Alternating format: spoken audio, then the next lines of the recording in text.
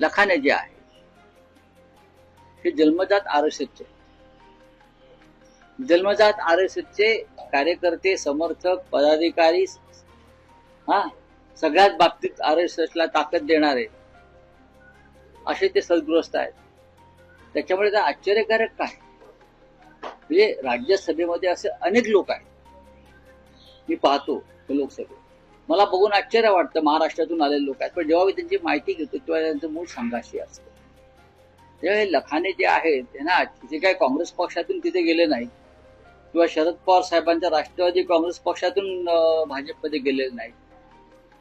विदर्भात RSSचे जे मूळ पुरुष आहेत किंवा पुराणा पुरुष आहेत, त्या पुराणा पुरुषांच्या यादीमध्ये लखानेंचं नाव आहे.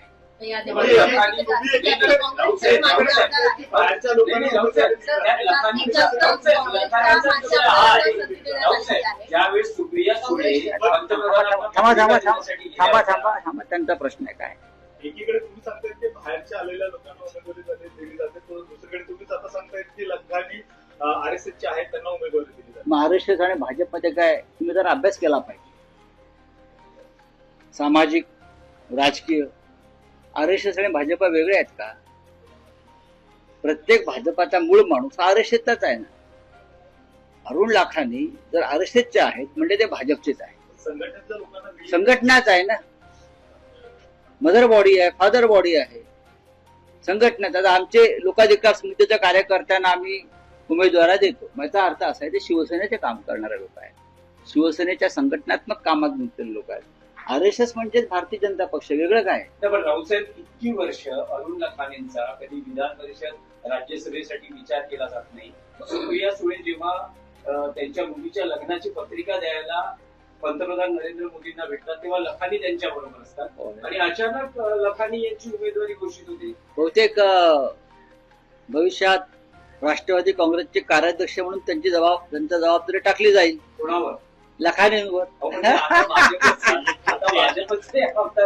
दुसरं काय सांगू शकतो मी. कार्यकर्त्यांनी काय करायचं? कार्यकर्त्यांनी काय करायचं, पण लखानींचा आणि आपला संबंध कुठे येतोय. लखानीला तिकीट भारतीय जनता पक्षाने दिलेलं आहे. पण विचारसरणी नावाचं आहे, विचारसरणीच आहे ना ती. नाही, दोन कुटुंबांमधला म्हणजे त्यांची पर्सनल गोष्ट असेल, पण अशा वेळेस कार्यकर्त्यांनी काय करायचं? कार्यकर्त्यांनी सुप्रियाताईंना प्रश्न विचारायचे आणि तुम्ही आम्हाला प्रश्न विचारायचे. याच्यामध्ये असं आहे की आयडिओलॉजिकल डिफरन्सेस हे 100% असतात आणि आहेत आणि टोकाचे आहेत. पण आता असं आहे की हा वेगळा विषय आहे ना. हे प्रश्न तुम्ही त्यांना विचारले पाहिजे, त्यांच्या कुटुंबाविषयी प्रश्न मी काय उत्तर देऊ तुम्हाला.